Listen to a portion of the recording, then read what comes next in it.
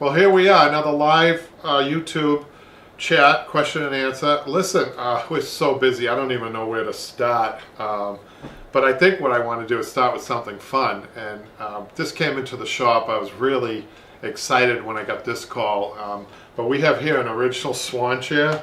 This is from the SAS Royal Hotel in Copenhagen.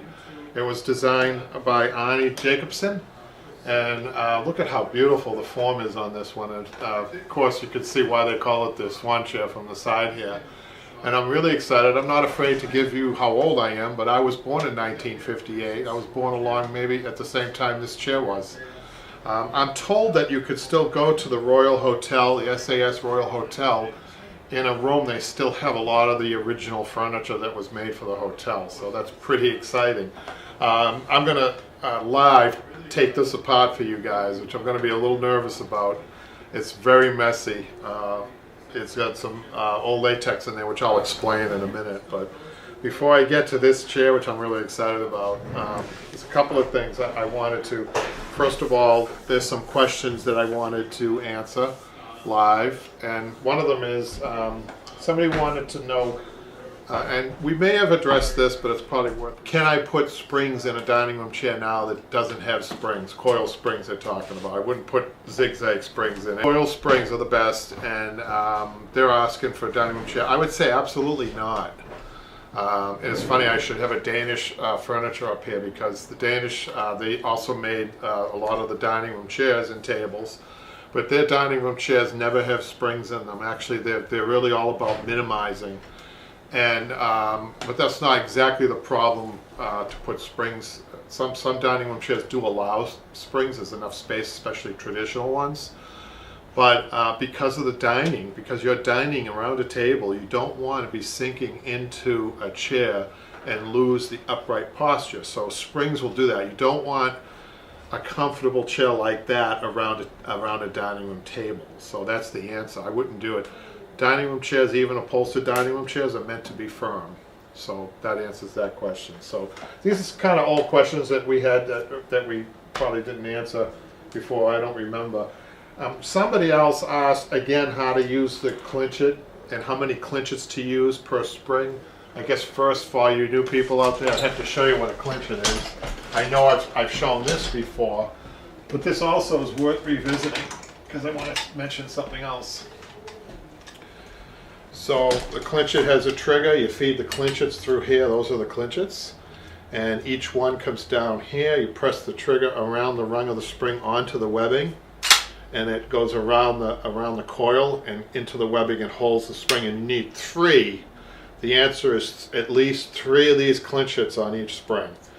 Now, if you don't have a clinchet, and most people don't, I'm sure you don't have one if you're just starting out, you've probably never seen one. You can also hand tie with tufting twine, a nylon twine, curved needle and a button needle. You can actually tie them down that way with the slip knot. Now, if you want to know how to learn how to do a slip knot, you can go onto our YouTube channel and just put in slip knot, and you'll see you can put that in slow motion of me tying a slip knot. So that's that.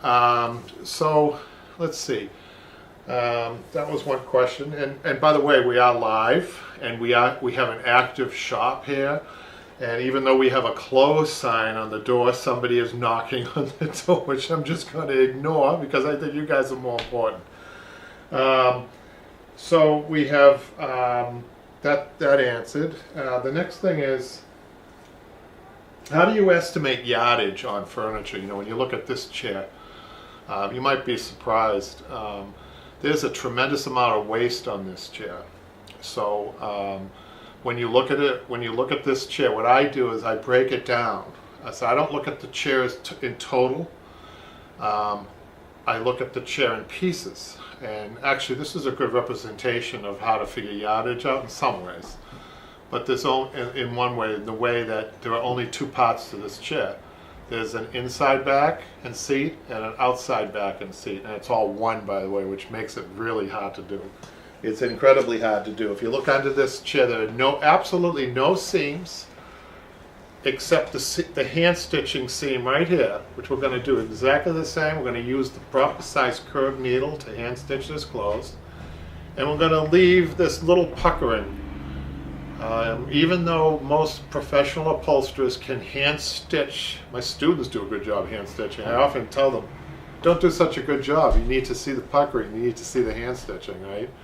Hand stitching is endearing, and you want people, you shout out, hey, I hand stitched this back, because it takes so long to do, really.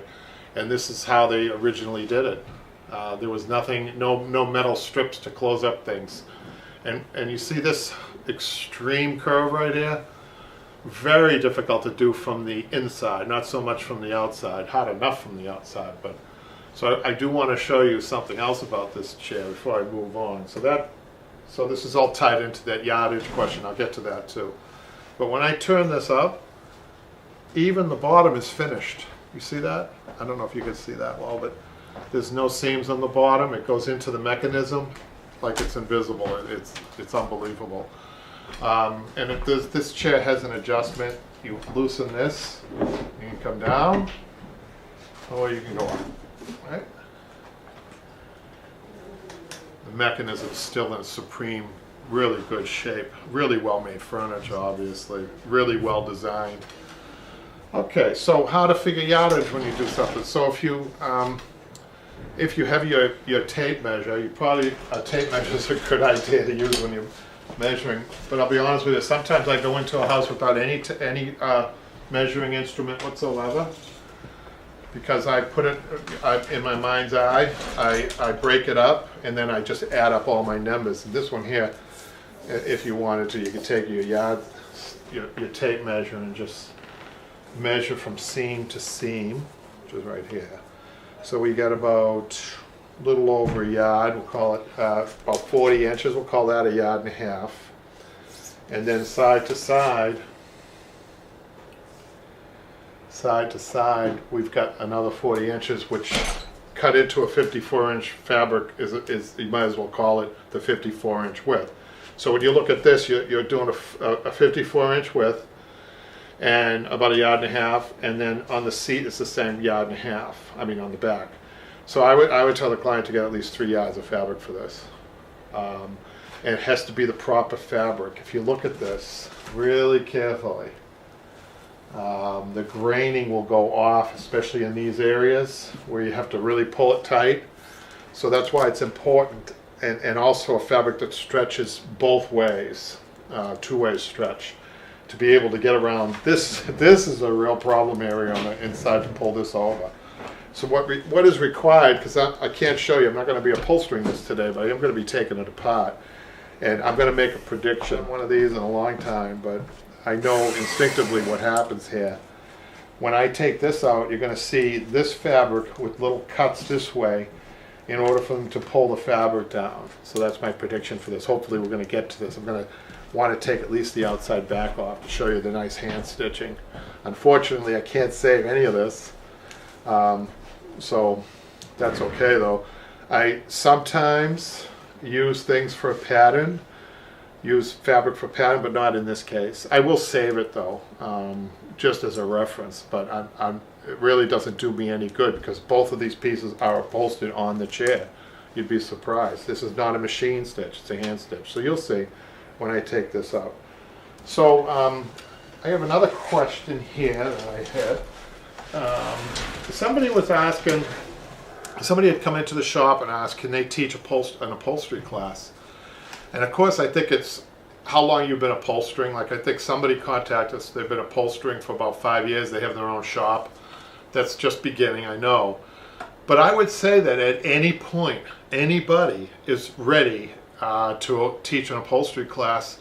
If you go on BroadwayUpholsterySchool.com and see the A to Z guide, that is an unbelievably first good step to teach an upholstery class, because you can use the frames and the supplies and most importantly the two instructions, the video and the book, to teach a class. You could be you could have the master. You're the master of the class. You could have all the guides, and you could be teaching people with this method that I have. It's a proven method that I've had I've worked many years in adult ed teaching upholstery, but more importantly, I taught people with disabilities, which for many years, which taught me as a teacher how to break things down even more to make people to give people time to understand. So I think you guys would really enjoy it if you're interested. I think if you're starting a shop, if you're thinking about starting a shop, I can tell you that there's no better way to be known in any neighborhood anywhere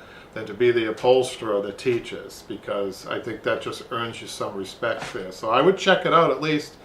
Go on to BroadwayUpholsterySchool.com and check us out. I also want to talk, well, there's so much going on. I'm going to be going in the back in a minute or two to check out our new forum that we have, which we're really excited, our Facebook forum. We're really excited about it. But before I do that, I wanted to talk about Jimmy's class, Jimmy's upcoming class. Now, we just finished one long class, I think it was the tub chair class. And I hope you enjoyed that if you bought that. And these are going to be up forever.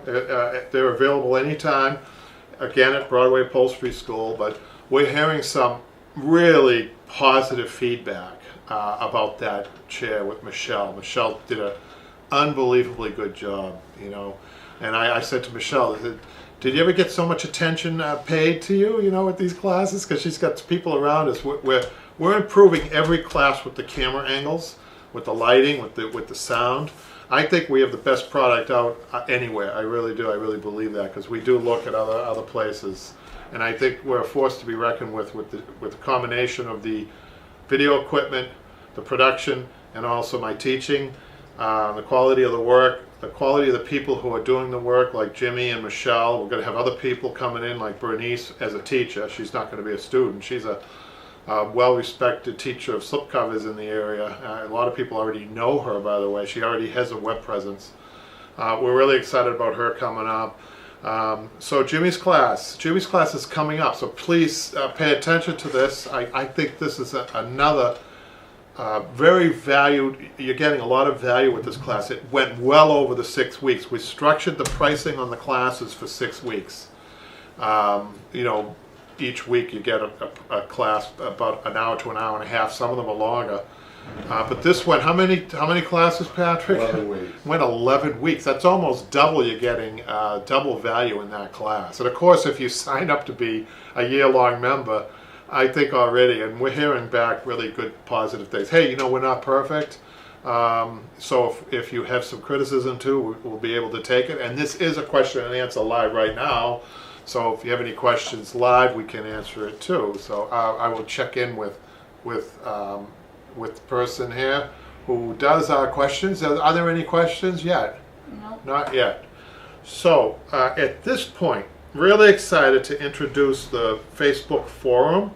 So we're going to put that up right now for you, and we're going to talk a little bit about it and some of the feedback that we've been getting. Here we are with our Facebook forum, and I think most of the people who know about this are our students at Lexington Arts and Crafts over in Lexington, Massachusetts, and we're into tomorrow will be our 3rd week there. And I have to tell you, I fell into a really good thing with this organization. They're a nonprofit in Lexington, Massachusetts on Waltham Street. They have other programs there.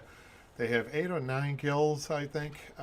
We're being sponsored by the Wood Guild, and we're really excited to be there. The space is to die for. Anybody who operates any type of shop. Now here we see the space. Look at the windows, and the lighting.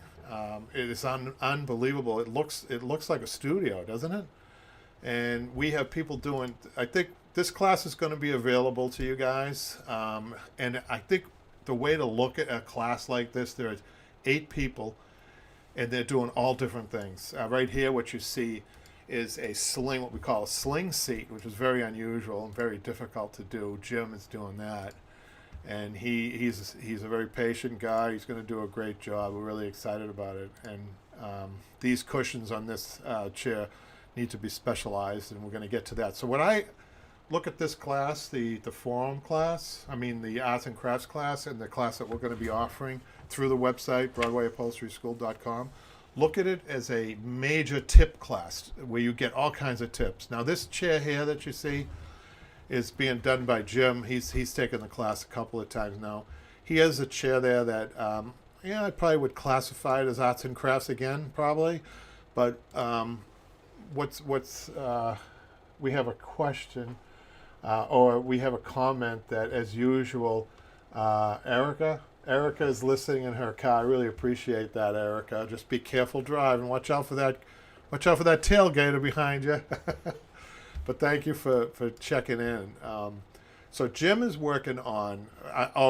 I wish Erica could see this space. She'll see it later. Just check back later, Erica, and take a look at the space that we're in. It's really to die for. I should explain a little bit about the space. When we get there, it's completely open, and the floor's been waxed. They have cleaners there. I mean, they're a great nonprofit, great group. They've been doing this for a long time. I can't remember how many years. And I was so happy when they invited me over here. So when I come in, I get a fresh class, and they have these school desks. I don't know if you could see it in this picture. You probably can see it more. This is Sam. He's working on a bishop's chair. Sam is working actually on a very old, very scaled down bishop's chair. It probably would be one of the minor bishops up in an altar. You probably have, a cardinal. You probably have an archbishop, a bishop, and then maybe there's, maybe not even a bishop, a priest. The chair's very small, but it is classified as a bishop's chair. He's very excited, and I'm excited. What we found with this chair is that he was complaining that his back was hurting sitting on it. So when we lifted, a very fine, somebody had done a restoration, but they used the wrong batting. So I'll tell you, if you use the wrong batting somewhere, it can really affect the seating. It doesn't take long. So the batting that they used was a Dacron underneath the horsehair. So what happened was, as the webbing started to loosen, it really bottomed out because the Dacron is very little substance. As a matter of fact, Patrick, we're going to show two hassocks that came in to me today that were filled with the same material, the Dacron, and I want to show you how that doesn't work at all with these. So anyhow, Sam is I have a good group of people. Okay, now here's a Danish chair now. This Danish chair, well, there are two of them I think he has. And I can't remember his name. Is his name? Do you remember his name? But this person is doing, I'm sorry, I forgot your name, sorry, is doing a Danish chair, and he's very analytical, which he needs to be on the Danish chair. So we're going through some, I'm pointing, if you look at this, I'm pointing to the center of that Danish chair, even though he has a woven fabric, but he was asking, how do I know when I put it on if it's centered? Right in that area there where I'm pointing is the focus first. I mean, we measured side to side on the back and the front. We got our center points, and we notched the center point on the fabric. But beyond that, when you put it on, the focus starts with it in the middle, right where I'm pointing. That's the point I'm trying to stress to him. So when you're looking in the future, when you guys are looking at this class, if you purchase this class to get as many tips as possible. I would say that the average person, if I had to guess, I'd say there are 5 to 10 tips per person. So if you purchase per class, so if you purchase all the classes, which there are 6 or 5 or 6, we're not as steady with this class as far as showing each one, but what the purpose is more for tips. So if you purchase one class, you purchase a class, you might get 4, 5, or 6 classes, but you're going to get at least per student 5 to 10 tips. Let's say 5 times 8, that's 40 tips. At least 40 tips that you probably, if you've been upholstering for 10 years, have never heard. These are the 5 to 10 years you've been upholstering, you may never have heard these tips before. So I think there's real value. And here we are with this woman is really interesting. She's been upholstering for a while. I'm really excited to have her in the class. She's going to be a challenge for me for sure. But I think did she do this herself, Patrick? Did she make that herself? At Marilyn Monroe, obviously. And of course, all the guys came right over when she unfurled that, right? And she's really excited about the class, and I'm happy for her because she travels a long way. By the way, for all you, Erica, I know where's she, Australia or Seattle? I don't know if you're going to be driving to Boston for my class, but she comes from, I'd say her commute is about 100 miles so each way. So, but she's excited to be in the class. Look at the lighting behind us. So I was about to mention, you see the tables. So I come into this room every Friday morning.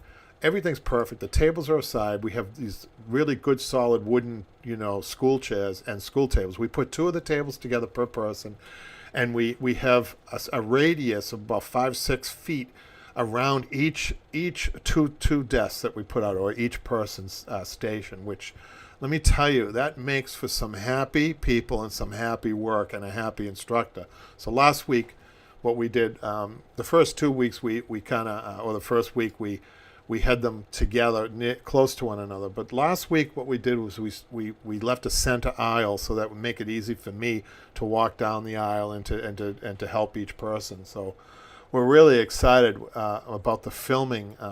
If you look at these pictures, look at the quality of the pictures. I mean, I'm really impressed by this. And here's this fella. He brought in we call this a shellback. It's a side chair, a shellback or a channel back. And this is a very difficult chair to upholster, but we'll take it step by step with him, and he's excited to be in the class as well. And look at the lighting again. Look at the desk. You can see the desk underneath. It's a great little area. So what else do we have? So she had a cane chair. You can see the caning on the back, and she had caning on the seat. And she wanted to make that into an upholstered piece, which we webbed, we burlapped, and we're going to put hardly any, if any, batting on that chair at all, because it's made not to have batting in the beginning. So you don't want to overdo that chair. We real minimizing on that chair. And then on the other end, I'm not sure if you see at the other end of the room. No, let's see who else is back here. Okay, I think I covered everybody there. Tony's a founding member, and she actually posted on the forum, taking advantage of right from the beginning. And she says, made some great progress today. This tool my husband gave me to use was awesome. It gave me a way to really push the needle through. She had a problem with pushing a needle through, right? And she's going through synthetic. So I recommended to her a couple of things. First, silicone spray. And secondly, a diamond pointed needle. So this tool here, I've never quite seen the tool, but if it worked, that's fine. That's clever. But the problem is the synthetic. It's a lot easier to go through horsehair, which, by the way, is the traditional method with a button. Anytime you saw buttons, very old furniture, it was tufted. It was diamond tufted specifically, and it was only going through horsehair, which is a lot easier to glide a needle through than cotton, or Dacron or foam. Foam is really hard. Foam and Dacron is almost impossible. You really need the length of the needle has to be important too. So I don't think I mentioned that to Tony. I don't know what size needle she's using, but she needs a needle with some oomph or some length, so you can get some oomph behind it. And I caution my students with needlework, make sure that there's nobody around you when you're doing needlework. And make sure you're not, when you're trying to pull something through and it's really being stubborn, you can actually, don't stand in front of the needle when you're pulling it, and you guys know why, right?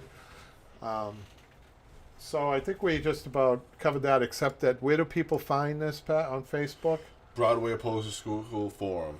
Broadway Upholstery School Forum on Facebook. And we oftentimes, I'm able to answer live questions. So feel free to ask questions there too. So I'm going to go back and go to my beautiful Swan chair and talk a little bit more about that. Okay. So the other thing I wanted to mention about the Swan chair is that its companion at the hotel in Copenhagen is the egg chair. And do we have a picture of the egg chair, Patrick? You sent it to me. Oh, didn't send it to you. If you guys want to Google an egg chair, you'll see its companion. So you have the Swan chair, and then you have the egg chair. I guess you guys can see why those are two. And you can still see these chairs at that hotel. So let's start to take this apart. I have to say, I'm a little interested in this hand stitching. I just want to see what my counterpart in Denmark did. So let's take it apart.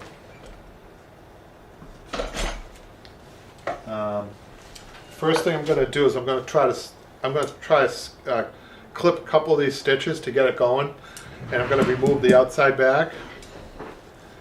And I want to be careful doing this because I don't want to damage any of the wood.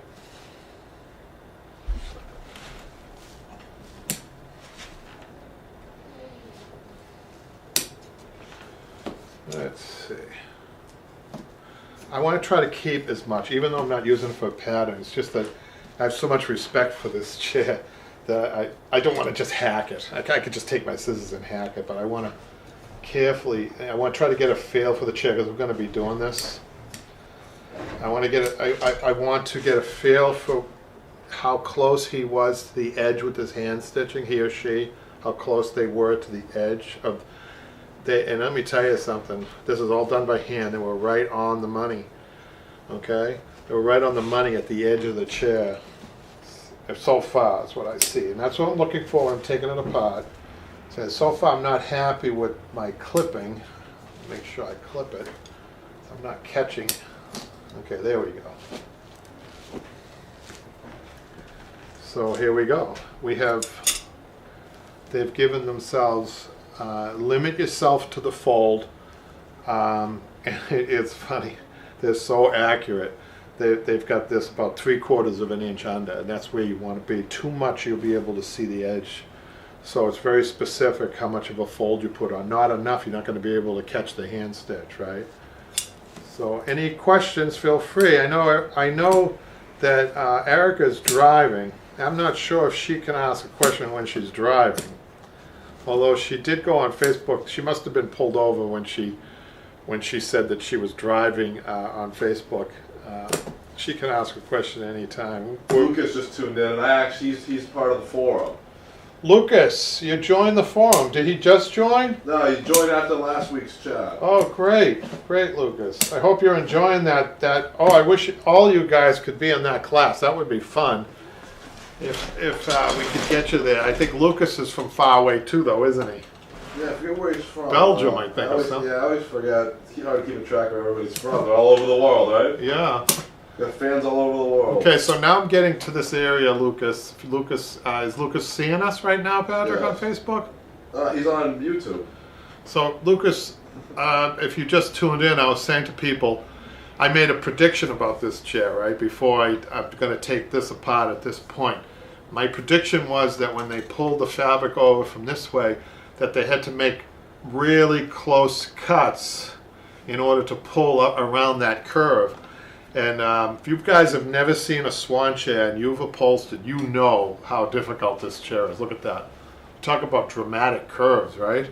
That's hard to do, you know? So let's see if I was right. I'm going to be embarrassed if this has not one cut in it and that they were able to pull that without cutting it. I'm going to be embarrassed. Let's see. Live YouTube, right? This is what I'm up against. This is where I am these days. Okay, let's cut the hand stitching. Okay, I think I might be right. Ooh, guys, wait till you see this. Hey, we're really close here. Wow. So I want to remove a little bit more of it to show you, but it's just what I thought. But they must have been biting their nails over here when they were doing this because they're so close, you know. And you think this is really production on the high-end production. So the people doing this are real craftsmen. So I still can't fold this back for you to see it. Let me undo a little bit more. I want to be careful. All this, you can imagine how long this took this person. You want to show you a little puckering here. You see this little puckering in here? It looks like puckering, actually it's not. It's actually the folded, this is really interesting, you guys. So they folded the fabric, but they didn't make cuts here and then cut out little triangle pieces. That would have alleviated. I'm not criticizing them because I think they did. Who am I to criticize the production, these people? But they could have minimized the bulk here a little bit, and I'll show you that when we get up there. So you never would you never know when you're looking at a very simple form, as far as it's got an inside and outside, that's it. That's what I'm referring to, not the actual curves. But the form, you would think that how much could there be? But when I get to that point, I want to show you how I would have improved. I'm going to improve on this. I don't think this is endearing. I think the hand stitch is endearing, but I don't think bulk in anywhere here is endearing. So I'm going to fix that. I'm going to improve on this. Okay. So let's just go up a little bit to see if I was right. I'm right down here, which I'll show you in a minute about what's underneath. This is exciting, isn't it? Well, I don't know if everybody at home's excited, but I am because these chairs do not come around that much. They're very, very expensive. I think the last time I looked, its companion, the egg chair, was valued, an original egg chair, valued at $10,000 with the original fabric on it. It usually was an orange tweed-like fabric on those egg chairs. That's a lot of money.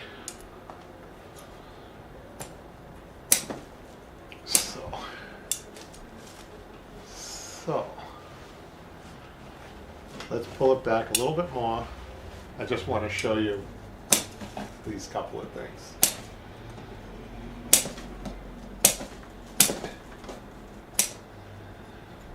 So just like I thought, you see these little cuts?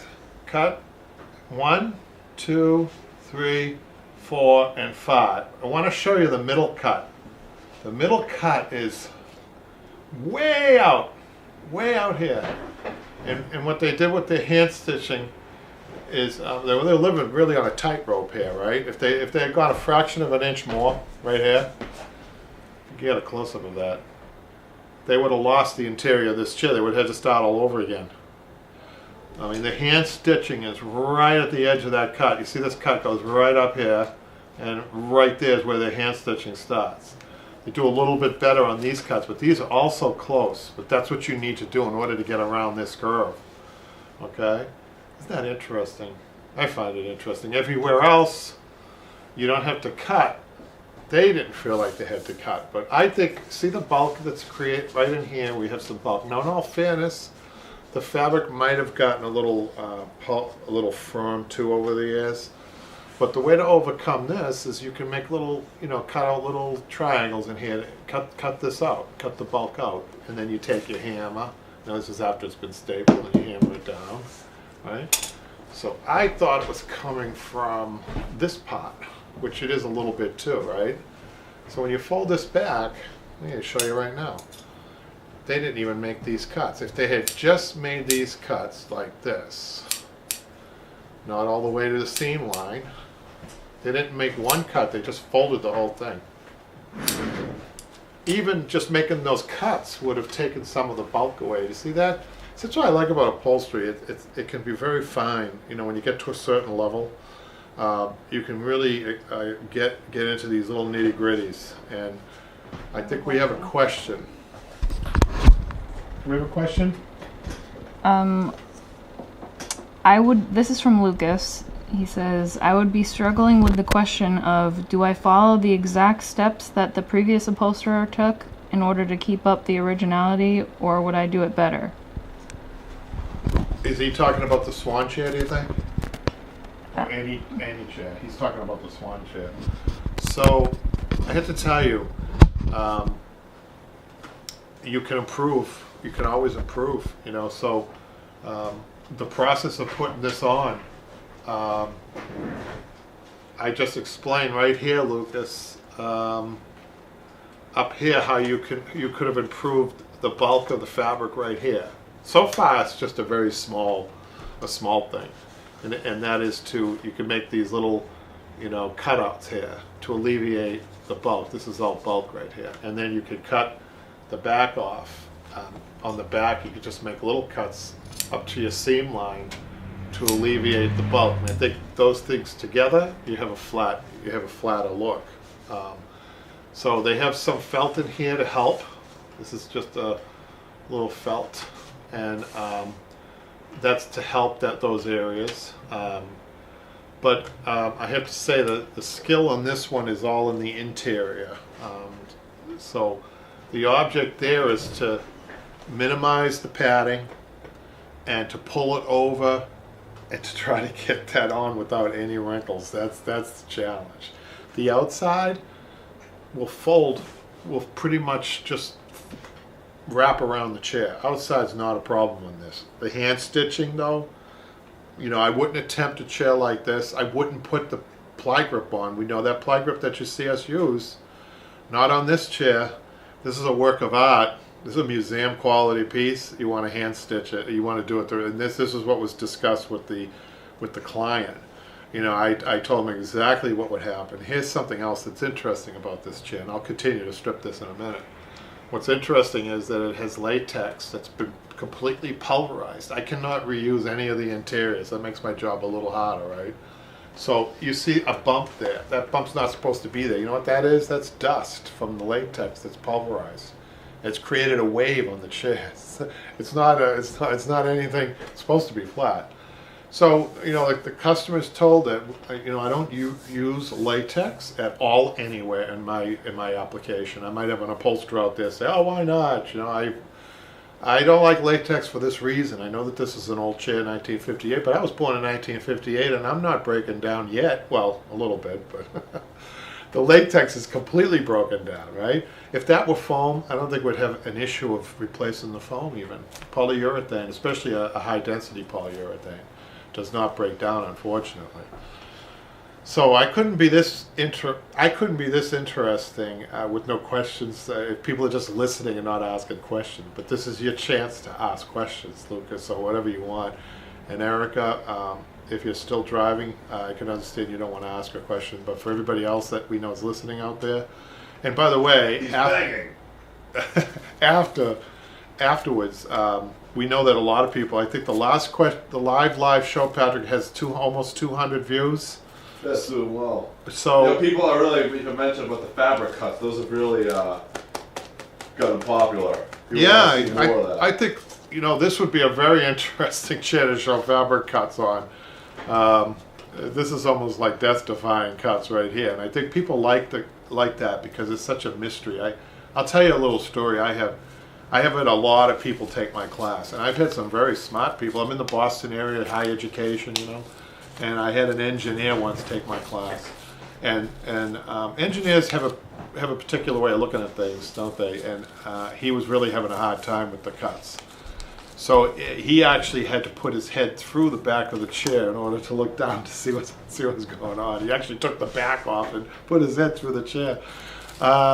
You know, I know that they're difficult. To me, they're almost. I was about to say they're almost second nature to me, but even I have to pause before I cut and think about what I'm doing. I think the best thing I could tell you without actually showing you on cutting. Now we have another question. This is from Lucas as well. Okay, Lucas. So what are you going to use to replace the latex foam with? Good question. So we talked to the client. We're going to use a half of a layer of polyurethane, high density, medium polyurethane. We need to really keep this profile low. Low profile. You can't overstuff this baby, and believe it or not, I may not use any batting over that, which kind of goes against my nature to not use batting. But the problem with chairs like this that have a low profile and all the curves, the more padding you put in, the greater problem you have of pulling the fabric around without any wrinkles. So you really have to keep the profile low in order to make this look the same. And my goal, I have another problem with this chair. These are called transition lines, where, you know, the inside meets the outside. This is a transition. Transition lines are very important.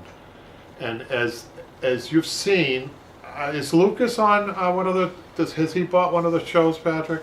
Not sure. Well, I think Lucas, he was thinking about it last. he was thinking about it. He'll hear me talk. Nobody teaches this that I know of on YouTube. I've never seen it, and I think that goes true with a lot of things that I know and I teach and I give away. All my secrets, all my tips. Transition lines, most important thing in upholstery. This is the transition line right here. Transition lines really don't get hardly any type of filling in them, around them. You get the filling to the transition line. It's very important not to carry any type of bulk over a transition line. it's hard to describe or explain here, but when you're watching the online classes, when I'm teaching somebody, when I'm doing it myself, sometimes I don't even think about what I'm doing in these areas. And that's the danger of a straight out YouTube tutorial. I think it's not to be done, not to be mean, or I think everybody on YouTube does the best they can, and other upholsterers and other slipcover people and everything. But I think that you forget a lot of the things that you learn, and you don't actually, it doesn't come across. You don't teach it. I mean, there's no way you can teach in a 5-10 minute. I mean, we do the best we can. We're very proud of the YouTube channel, and keep looking and keep subscribing. By the way, I'm going to be boring and say it again.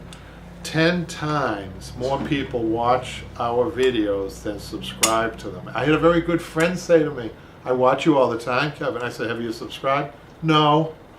Come on, man. I know she's watching now. She told me she's watching the question. I won't mention your name. But I think it's human nature. I think I do the same thing. I have some favorite channels, I'll admit. Columbo. I have subscribed to Columbo, Patrick.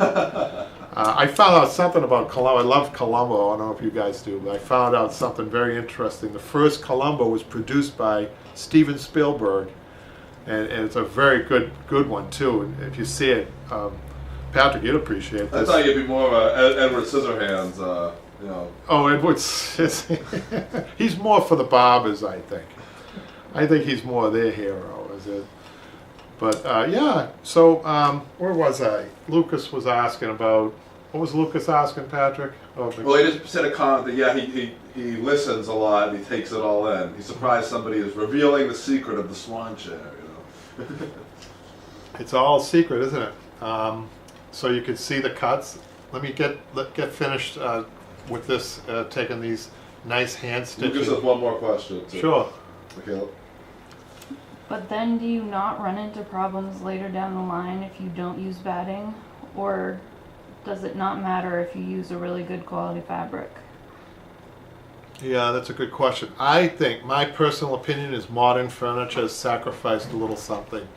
And Lucas, you're very intuitive, because if you've seen my YouTube videos, I stress you must use batting, some type of batting underneath the fabric so it doesn't walk, right?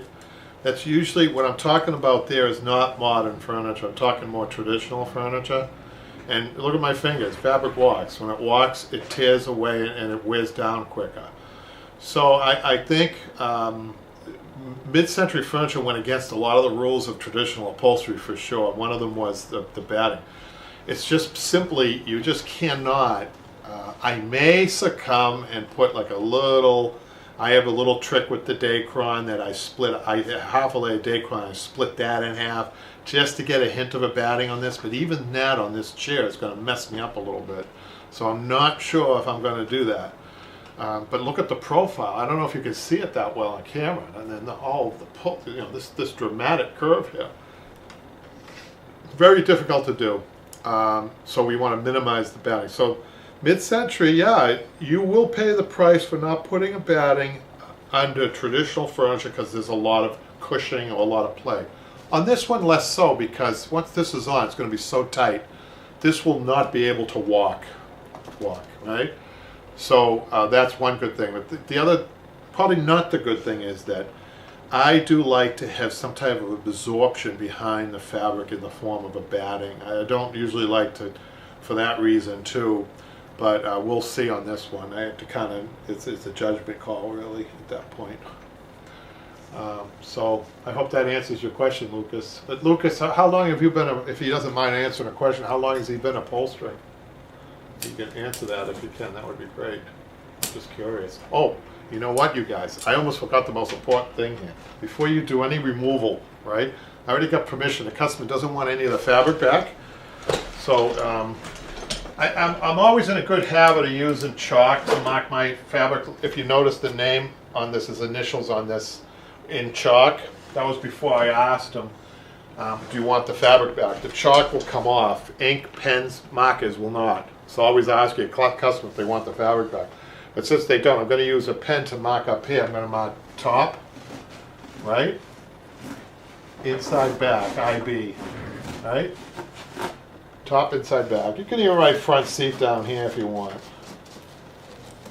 Might look obvious, but this is, I teach my students, even if they have something of, simple with 2 pieces, always mark the cover. So only 4 months, wow.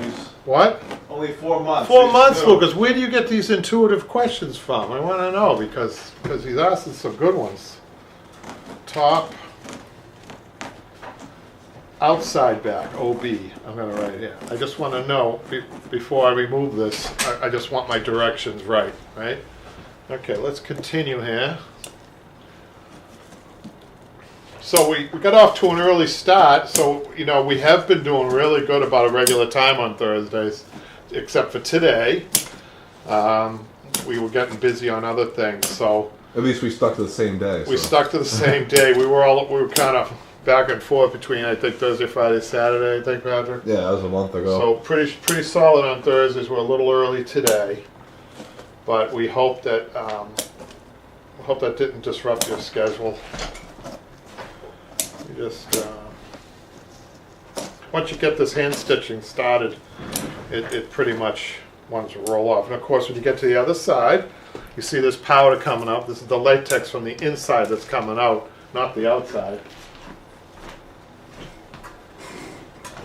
We have a lot of people watching now that we're really happy about. Thank you, guys. 20 people watching right now. Thanks for tuning in. Now here we are. Wow, and again, I want to show you, I don't know if you can get this. This is really close. So when you look at this, this is such a difficult curve that this is actually off the wood portion of the chair. So what they had to do is they had to overcome that with their hand stitching. It didn't make a difference in the look. It didn't, you wouldn't know it, but we're discovering. So why is it important to take this apart slow instead of just hacking it off? It's because of these things. Like right now, when I'm doing it, I'm going to remember they had, even the manufacturer had a difficult time around here, so I'm going to give myself a break if I'm having a hard time. And I'm gonna not worry about extending my cut over to the inside that much, right? So this is why it's important. And I stress this in my classes and on YouTube, taking things apart is as important as putting it back together again. And there's an order that you follow. I noticed, Lucas, you probably found this out the hard way in your beginning career, is that most people, if they didn't have any instruction at all when they look at a chair, they attack it when they're stripping it. They'll attack it from the top down. And that's the worst thing you can do. It's actually the opposite. Because the last thing an upholsterer puts on is the cambric, right? And then you reverse it from there. And usually holds true in almost anything, any type of chair. So here we are. We came to the other side, and I noticed when I look at this that they had to extend their cut just a little bit more. So that's good knowledge for me. I'm gonna remember that and say, okay, now I can, if this isn't working out with the cut that I bring to here, I can cut it a little bit more and a little bit more until I get this pulled from the inside to the outside and stapled down right? And I have to, okay, I'm 61, the chair's 61, who looks better? What do you think, Patrick? Who looks better, me or the Swan chair? I don't know, it's a tough one. I guess I'm talking about the fabric.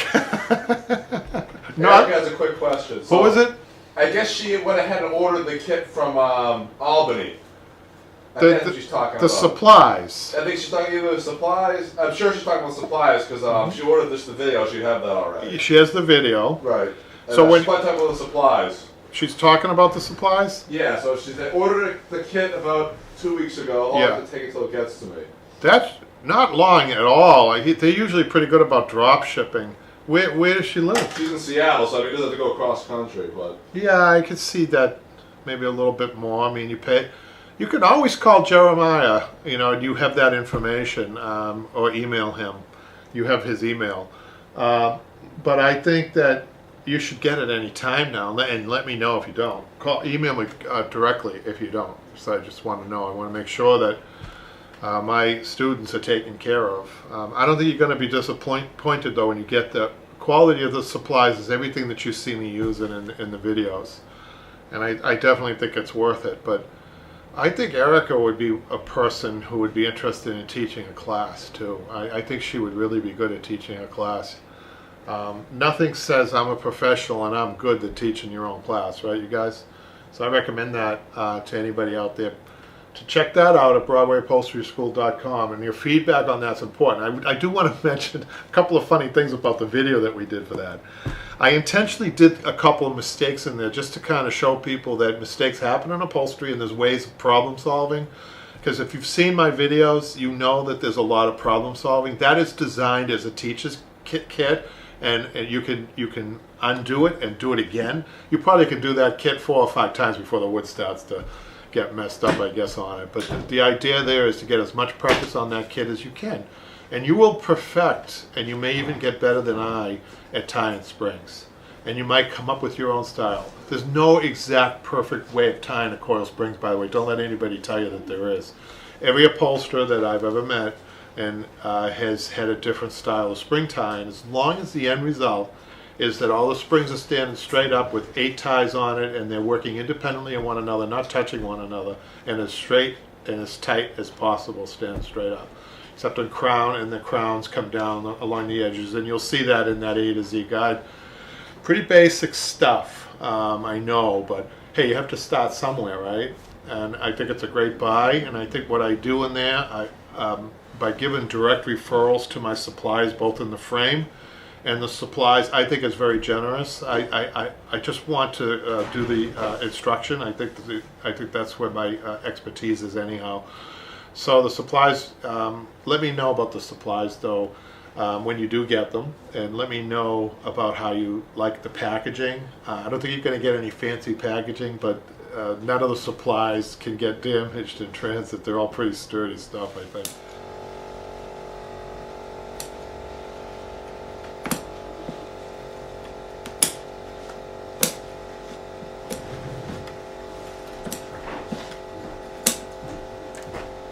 We got a couple of minutes, and we're going to wrap it up in a minute. I think I got to the most important parts here. I just want to show you one more thing. I can't believe the hour went by so fast. Okay. So I just want to show you that this is put on at the bottom.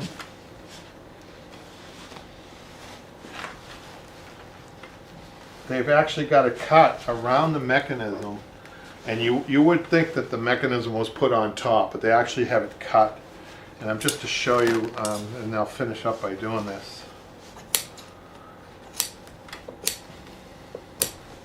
So I'll tell you, this was done. This is really interesting. This was cut around, and then they reversed it. They pleated a circle around the base, and it looked perfect. And I wish I could show you how to do that, but I can describe it before we leave. This is really interesting. What they did was they cut up in this area, right? And they folded it back, and then they made cuts all around the circle, almost to the chrome, and then they trimmed it, and then they reversed it, and then very key to getting that to look as good as this, they used a regulator for the rest of it, and that's it. There's no glue or anything in there, so that's it. Wow, I don't think I got to half of the things I wanted to talk to about. Before I close, I do want to pitch one that's coming up. It's Michelle's going to be doing a tufted back side chair, and you guys are going to be really, really fascinated by that, and that's going to be coming up too in a series of weeks. So hopefully, stay tuned. Keep checking in on us when that's going to come up. But Jimmy's class is next, the arts and crafts class. So stay tuned, and thanks once again for tuning in. We'll see you next time. At Broadway Upholstery School Forum. Broadway Upholstery School Forum. Thank you. Facebook. On Any Facebook. questions? Check it out.